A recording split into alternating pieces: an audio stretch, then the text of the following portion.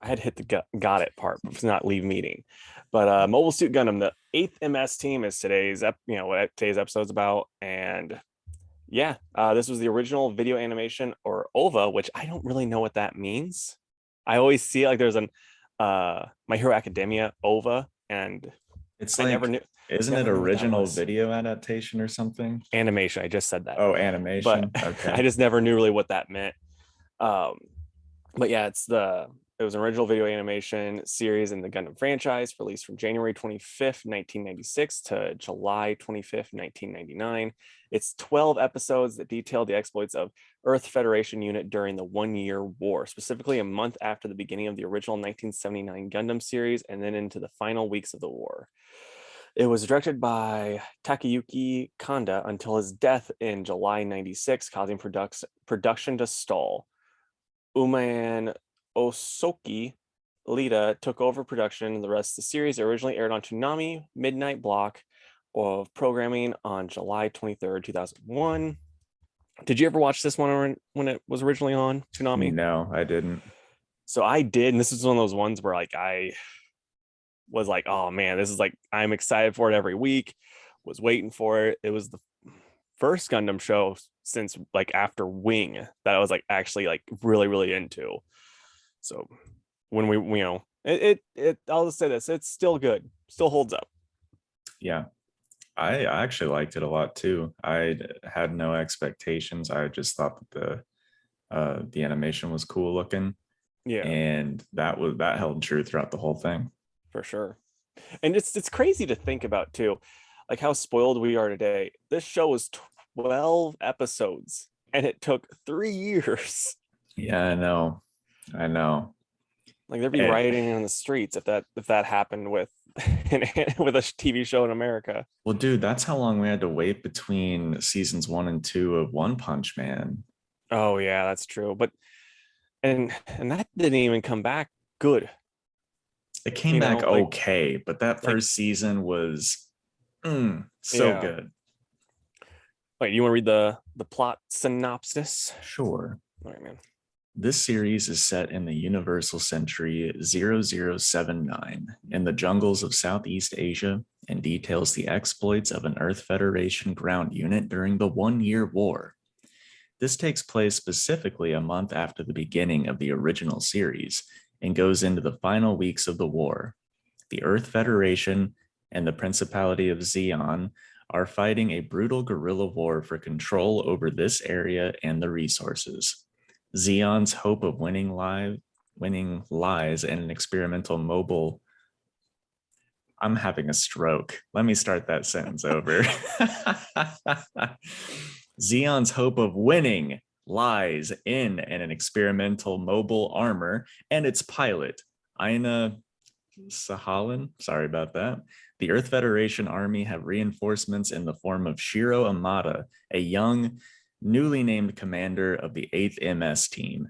Aina and Shiro met during a space rescue, and there was some chemistry. Ooh. All right.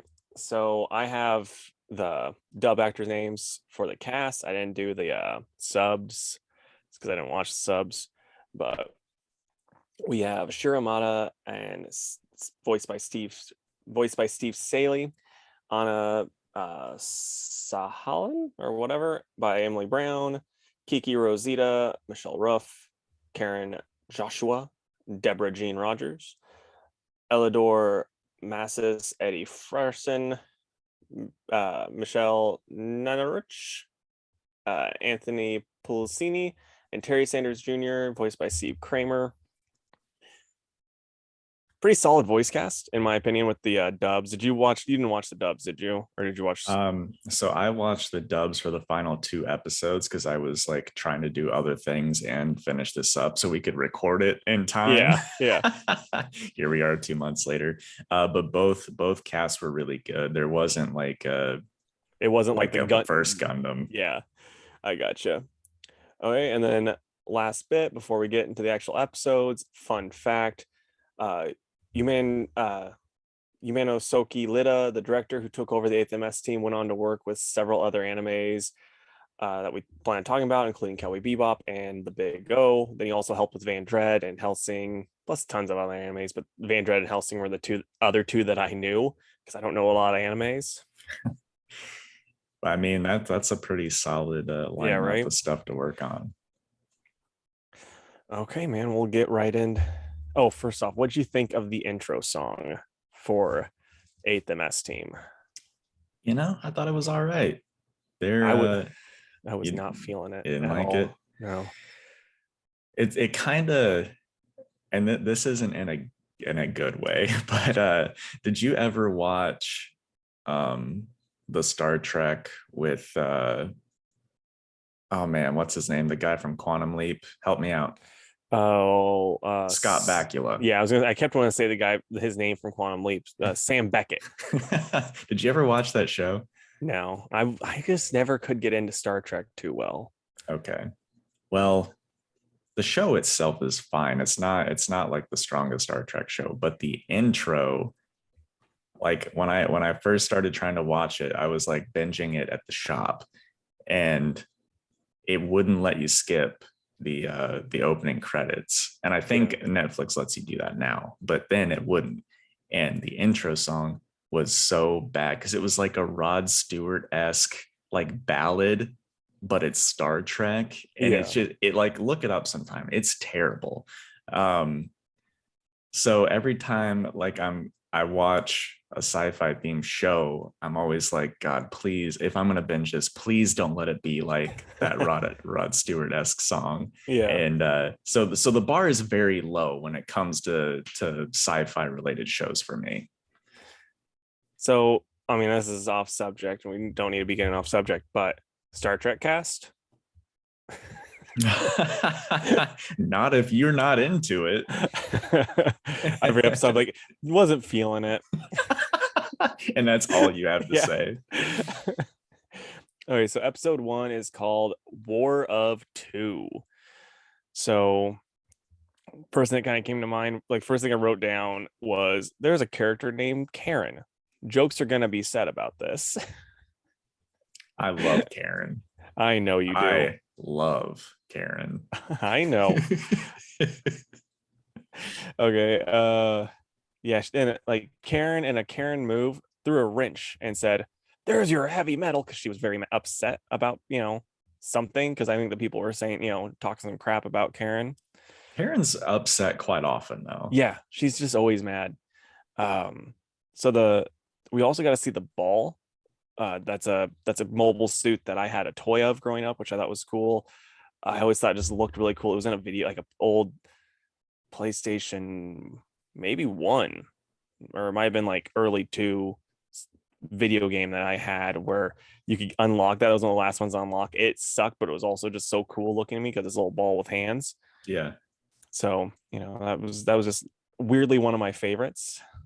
And then the dudes just like they're just kind of the people in this are kind of stupid because he's like when he's fighting the Zaku's, because there's Zaku's out there, and he gets in the ball and he's fighting, he's got this cover and he's like, okay, I'm gonna get rid of this cover, I'm gonna charge it head first in the ball, which is known to be not a good suit to be able to take down a Zaku. And then what's her name, old I had her name right here, Anya, like he captures her, but they're like both just stranded in space, and she's like, I'd rather be killed than a prisoner. And he's like, I'm not gonna kill you, I'm gonna make you a prisoner. I'm going to fall in love with you. Yeah. And then he also finds out that that's when he finds out that she's a woman, and he's like, oh, I'm not gonna kill you, because like this is one thing you find out with this dude, he is very horny just throughout the whole show. Come on, man. He's out in space, not It's just much like going on. it's like every time there's a girl, he's like, oh, hey Karen, hey 17-year-old that I saw naked. That's coming up. Yeah. Oh, I've got a not so fun fact about that character. Uh-oh. um oh, and then like they team up. she, she gives him her like little watch thing that's like like a really fancy stopwatch to help him figure stuff out. I don't really remember that part because it's been a little bit. But then she forgot to get it back. So now he's like holding on to this watch for this woman that he loves. So like I remember watching this just thinking, oh yeah, they're really good together. But then like I said later on, you're like, oh no, this dude's into all of the women. Yeah. He has a type, and it's if it moves. Yeah. If it's there and it even talks to him. And All right. we'll get into this later. I like Shiro, but he goes through a lot of changes. Big time. And one thing that I think is kind of interesting about him though is, and I was thinking about this the other day, he's kind of like Goku, but in like a Gundam setting where it's not so much training to be the best. He just kind of likes this type of stuff. Like he would Yeah. just be the same with the Zoc, like in the Xeon forces, Yeah. in my opinion. Like it's not really like he's not, anything special that way. Right. Okay, episode 2, Gundams in the Jungle. And I wrote down for some reason the old people have an attitude to the new people. Oh yeah, because when the new guys all land, because there's a whole group of them, including our main boy, the old guys there are like really just kind of jerks to them for no reason. And then while they got on Earth, it shows the Anya show up, is on Earth too, and they're gonna meet again. They're gonna battle. And the art, like one thing I wrote down is the art in this series is just a step up to maybe 5 steps up from the original. Yeah. Like this is kind of like peak 90s anime art style, like in the best way. And it should be though, if they're taking 3 years to make 12 episodes. Yeah. But Okay, it's not just everything's out in space. Like this is essentially Vietnam with Gundams. Yeah. So and there's this guy named Sanders. Everyone makes fun of him because he gets people killed, but he is solid. Like Sanders is one of my favorite characters. Absolutely. And I actually wrote down, and this is a reference that I think only you're gonna get. I put, he's the Rudy Gay of this group. Like he's not gonna save the day, but he's gonna put up solid numbers. Yeah, for sure. And then he you just root for him every time he does something. You root for him. Yeah, exactly. And then our main guy gets out to walk because he can't find out how to get to base because his stuff was all messed up, and then he falls in a leech swamp. He finds some water, he dunks himself in, and I wrote down, I hope the watch is waterproof. Because boy, that would suck when he finally meets her again. Like, here's your family watch, and then it's just like, did you go to the water? Yeah. It's like, no, I don't know what happened.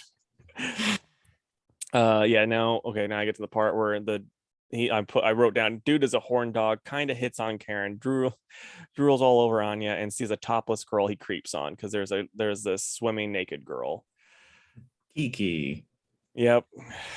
And then like later on it shows this is Anya and her brother, and I was like, this is giving incest vibes. It was like they were like kind of heavily. Yeah, it's weird. And more so from him than from her. Yeah, like, I mean, don't get me wrong, it seems like she's okay with it, but he's into it. Yeah, for sure. It sucks because like you first see him, I'm like, oh, he looks cool. But then he's like kind of into his sister, and I'm like, never mind. You're like, he's the coolest. What are you trying to say to our listeners? That you like Star Wars? Yeah. And then they do it, they get into a battle, and he kills a Zaku pilot. And then they're all walking back, and it's all super hot out, so they have to have their stuff open because the Gundams don't have AC. It's like, oh yeah, we can do all of this stuff, but it stays hot in there. Right. And that's all my notes for episode 3. So I'll do my not fun fact about Kiki because it is a downer. Yeah. And I don't know when this happens, but sometime during the novelization of 8th MS Team, Kiki's actually captured and gang raped by Federation soldiers. And then in the middle of that, she commits suicide by biting off her own tongue. And then that makes a lot of distrust towards the Federation by the guerrillas. And How was that yeah, kept out of the Toonami version that I watched? dude, I know, right? But I read that and I was like, oh my god, I just feel so bad. Yeah, that's wow. So apparently, if you want like a gritty Gundam, the novelization is for you. Yeah, right. Okay, so episode 3, the time limit on trust. And I even wrote down the show is like Vietnam style movie, but with mechs. We kind of got into that. We get more of the gorillas this time, and I put I wish it was gorillas. I was gonna say, can you imagine if Kiki were just a gorilla, but then that makes that novelization scene even worse. Okay, so the Kiki, like this goes, I put when Naked Girl was shown in the first time, she looked older. Now she seems like she is very young. The dude called her a kid. And then like, so our main guy's like, you're just a kid. And then she's like, well, you didn't seem to care when I was naked. He's like, well, you're nice to look at. I was just like, man, and then I wrote underneath that, our main character might be a resident on Epstein Island. Oh no. You feel good about that one? I mean, when he says stuff like that, it's just, it's Yeah. fair. It's fair Yeah. game. But yeah, he was supposed to be somewhere, and then now he's running late because of his talk with the gorillas. And the 8th MS team is not having a good time. They're getting their butts kicked, and they're like, where is he? And he's just like, well, she's young, but she still looks pretty. as all of his friends are just being destroyed. Yeah. Now I'm thinking, this is off subject again, but like now I'm thinking the band, the Gorillas. And we just keep making this show worse and worse. Yeah. And then they're like, I put, they don't want to hurt any civilians, and then they tell Sanders not to. And I put, it'd be funny if it just cut to Sanders just murdering all the civilians. He's like, what about the civilians? Is this the episode where, no, wait, is this the one where he's like super unsure of himself, or is that in another episode? You know what I'm talking about? I mean, that's kind of like every episode with Sanders, but I think the big one is where they're fighting the armor, like the experimental armor thing. Right, because that's when he's like, oh, I get everybody killed, right? Yeah, because I mean, that's been like the ongoing thing with Rudy Gay Sanders, right? And I think it comes to a head later on. But then at the end, the guerrillas are taking all of the plunder, and they're like, hey, you can't do that. But they're like, wow, we helped, so we're going to. And that's basically it. Yeah. Episode 4, the demon overhead. So in this one, we're gonna get more of the Xeon lady. People, this is the big Sanders moment, the Colonel Sanders moment. People are just being extra douchey to Sanders in this episode.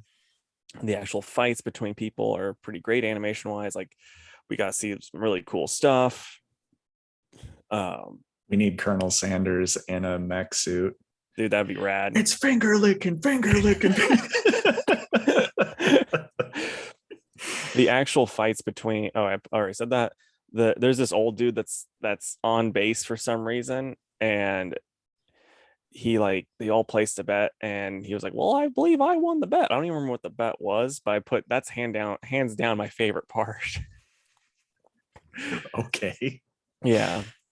And then I put getting Nazi like vibes from Xeon, which it's like, fair enough, they're very Nazi like. They are, which is weird though, because they're still just they're trying to be independent. So it's the whole thought process with the whole Xeon stuff, where they're battling on Earth when they're trying to be independent of Earth. makes zero sense. It's like, well, Right. why don't you just stay away? Just leave. Yeah. Well, most of them are gone already. Like they're they're away from Earth, and they're like, well, we're gonna come here and we're gonna fight directly on Earth. It's like, no, just defend your home worlds, and then sooner or later they're gonna lose interest.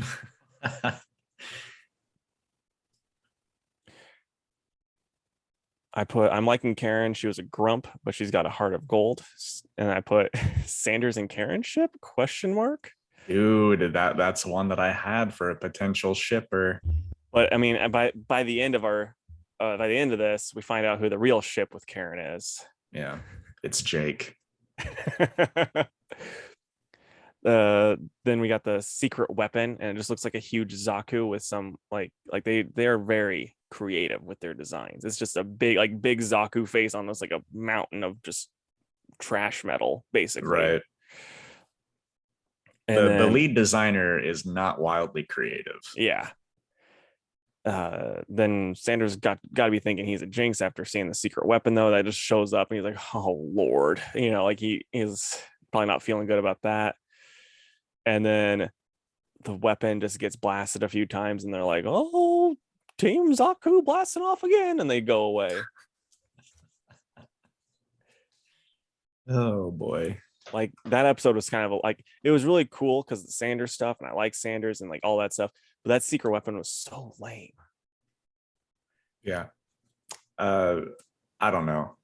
It's like they wanted to do something different, but then it's just like garbage. Yeah. with the head on it. Like we have to let them know that it's still ours. Yeah. What can we do? It's just like, I mean, it's like when you max out just defense on something, and then you give like the really slow gun, and then you're just like, oh, let's slap on a Zaku head too. Why not? Right. All right. In virtual, I'm going to use this as an example because I mean, if you like Gundam, you're going to love virtual on. Just buy a Sega Saturn and then buy this game, and then you'll be happy. But the last boss guy was this giant mech, and like you just couldn't hurt it unless it's firing its main gun, and it would just transform into this giant gold laser gun, and it would just shoot, and you'd have to run away from it and then shoot at it while you're doing that. Sounds awesome. It is. And so like that's kind of how this thing is, except that looked cooler, at least in my memories. Like I have a feeling if I went back to that game with today's special, with today's computer graphics or whatever, I would be like, how did I think this looked exactly like real robots? You still have that game? Somewhere. We have all the Sega Saturn games somewhere.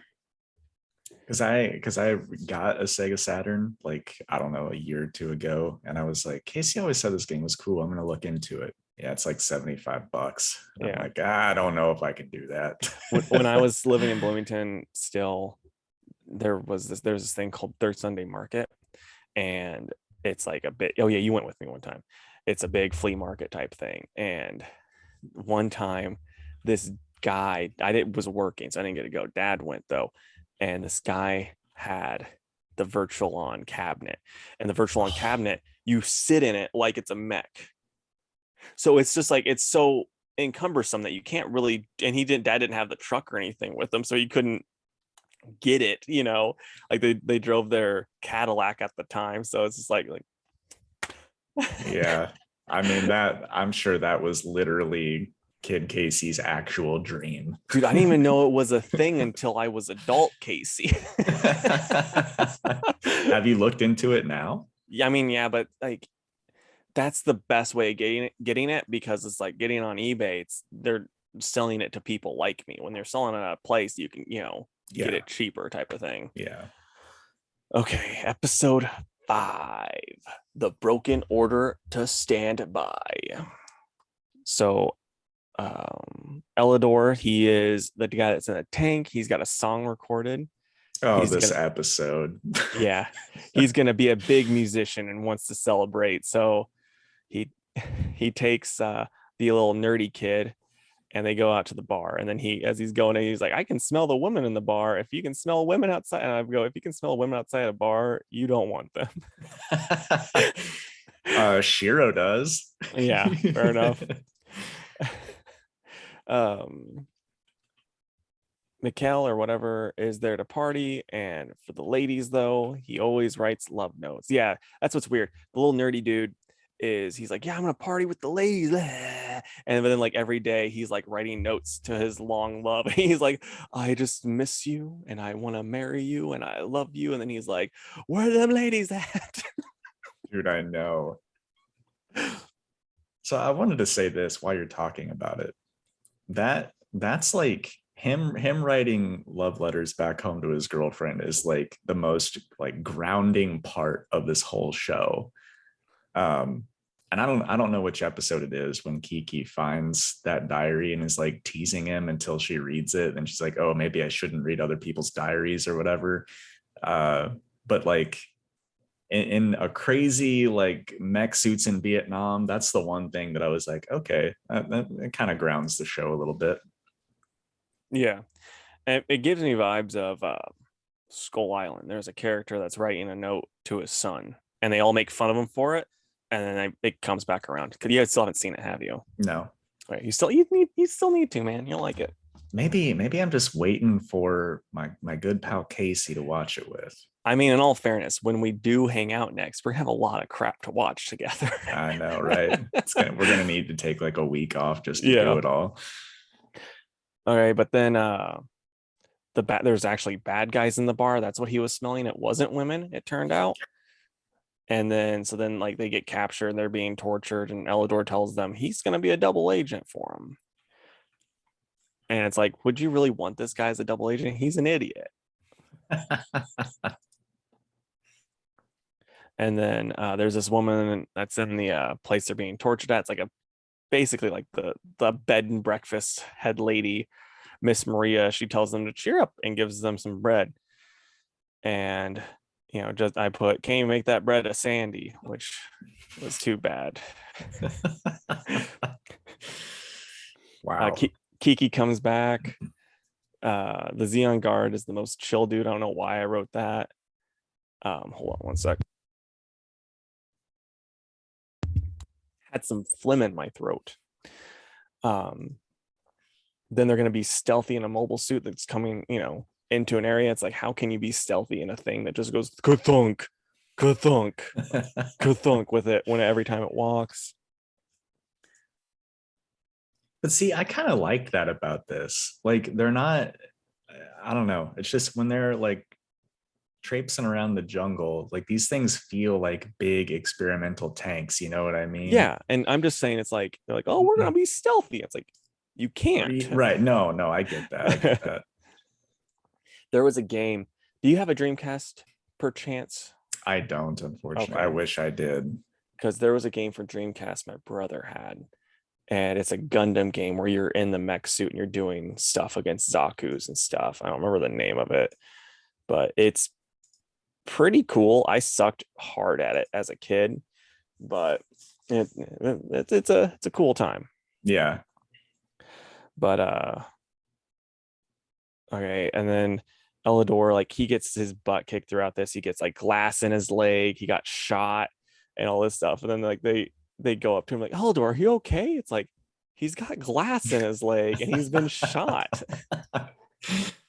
Read the room. Yeah.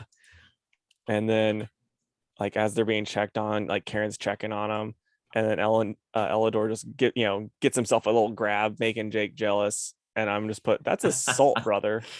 Yeah, no, it's definitely not okay. She's like, ooh.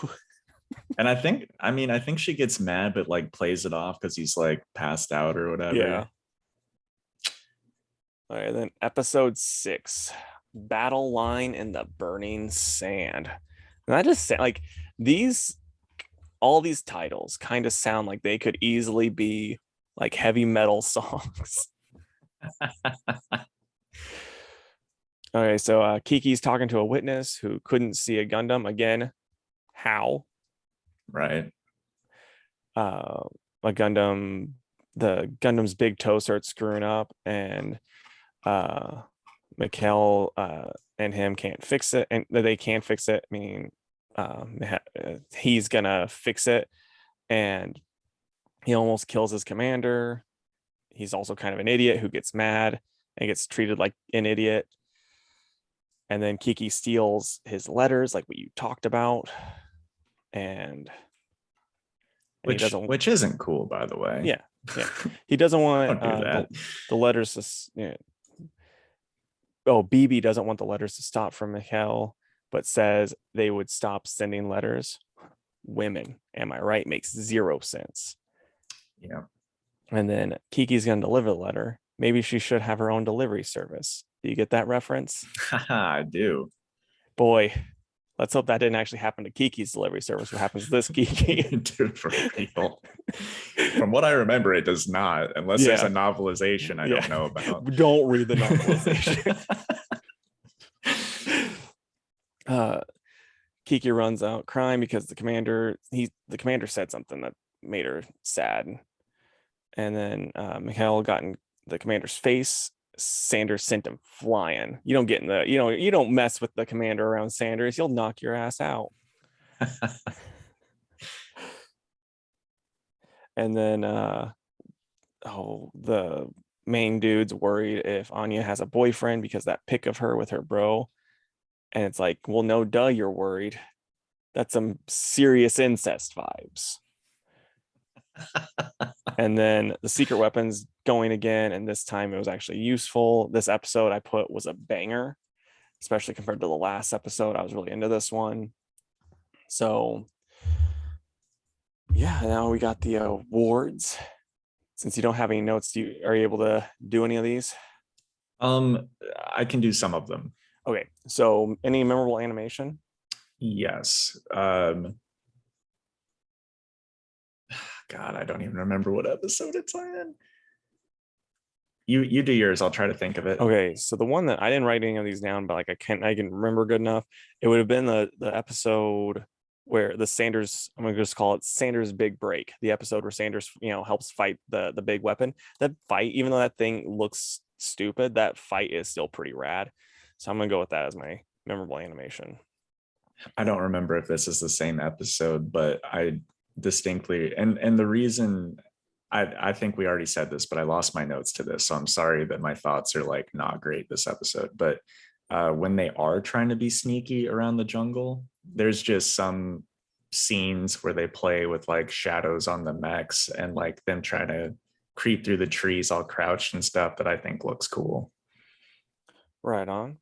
I'm gonna go with the Who We Shipping Award because I'm still looking for my memorable line. So who you shipping, man? So I had two that I mentioned earlier. The one is Karen and Sanders because I think that they deserve each other. And then the other, after it happened and I thought about it, I was like, Mikkel or whatever his name is, the nerdy dude, and Kiki, kind of. Yeah, I see that. I'm gonna or Anna and her brother.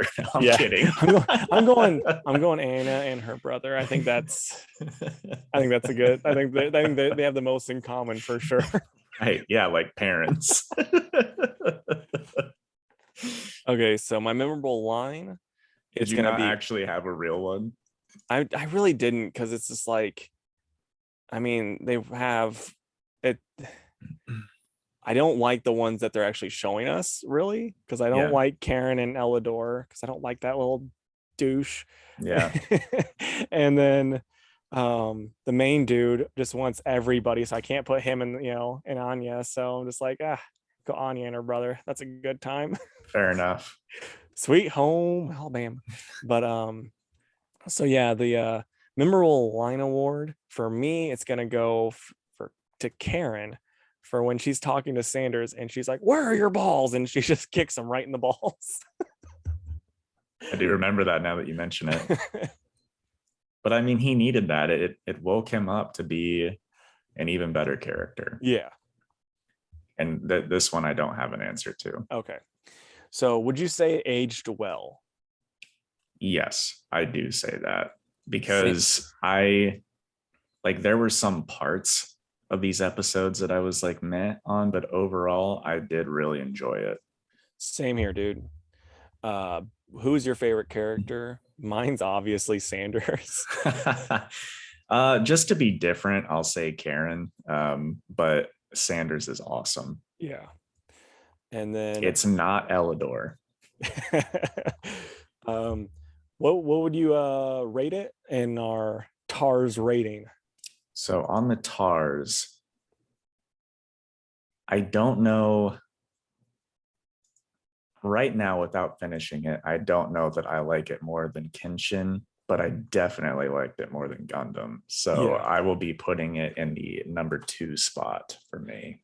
Okay, for me, it's number one so far. I wasn't as hot on Kenshin as you were, and I was probably cooler on regular Gundam than you, so or maybe about equal. I don't know. So yeah, that's number one for me. Are you gonna, what are your final thoughts on the show, and do you want to continue watching it? Um, yeah, I definitely want to keep watching it. I mean, we're halfway through. There's only 6 more Yeah, episodes, right. and I hear that there's a super cool fight scene at like the end of it, like the final fight scene. Yeah, I do remember that. So I'm looking forward to that, and yeah, I'm hoping that we can circle back around to this sooner rather than later. Yeah, and so now we are going to end it here, and then I'm gonna do this next part. I'm gonna edit all this, but I'm gonna do this next part, so it'll be on there next time on what are we watching next on Anime Boys, or whatever. Yeah. So real quick, well, I can say this afterwards. Are we done recording? You want me to hit done? Yeah, I mean, until we do, I'm just gonna do my decide, and then we're gonna find out what's gonna be watching, Oh, right. Okay. and then Go. that'll be our, yeah. Okay, so what are we watching next time? Let's find out. Let's hope it's not another Gundam. Shuffling, making my choice. And here we go. Demon Slayer. Oh, dude.